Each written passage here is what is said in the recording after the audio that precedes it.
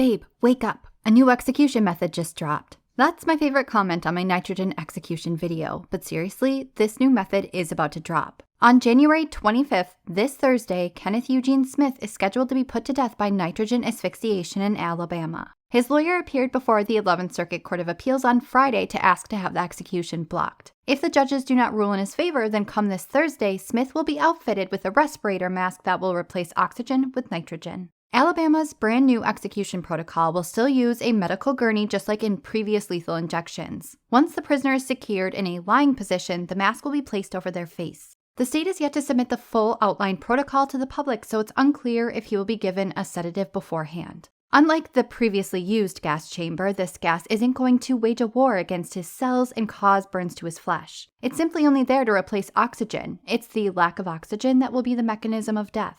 Nitrogen is undetectable by our senses, and the inmate will initially feel as if they're breathing normally. This does help limit the panic that comes along with a typical suffocation death. Of course, the brain will still sound several alarms eventually, and an impending sense of doom could be one of them. One of the concerns raised by human rights groups is the chance that it can turn into a humiliating and miserable death. There's a chance that the inmate could vomit and aspirate it into their lungs. Some veterinary scientists who have used this method to euthanize animals have ruled it out entirely due to instances of distress, panic, and seizure-like behavior. If the courts do not rule to block, we will find out this Thursday exactly how the very first nitrogen asphyxiation execution goes. Stay tuned.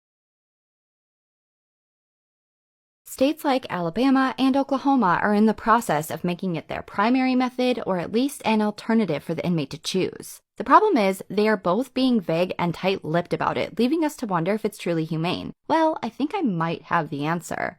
They are currently calling this method nitrogen asphyxiation. Though neither state have put forth an actual protocol, it involves forcing the inmate to breathe in only nitrogen gas until their organs are starved of oxygen, causing them to shut down. Nitrogen is undetectable by human senses, which poses a large risk. Even being in close proximity of the gas can be fatal. It could lead to the very first botched execution that results in more than just the prisoner's death. This method truly has the potential to be humane, but only if they do it right. It will require specially trained staff and safety practices. For instance, if the nitrogen is delivered by mask, there cannot be a leak. It must be perfectly fitted to the individual's face. If oxygen is able to sneak in, it will prolong the process. Use of a sedative would be beneficial to keep the prisoner calm and compliant, preferably an oral medication because we know that the state fails at placing IV lines. As long as the nitrogen is administered properly, the individual shouldn't experience pain. Heightened anxiety can be a symptom of hypoxia, but the sedative would counteract that. Death would likely occur in a window of 5 to 8 minutes. It would be bloodless and struggle-free, but only if the state doesn't mess it up.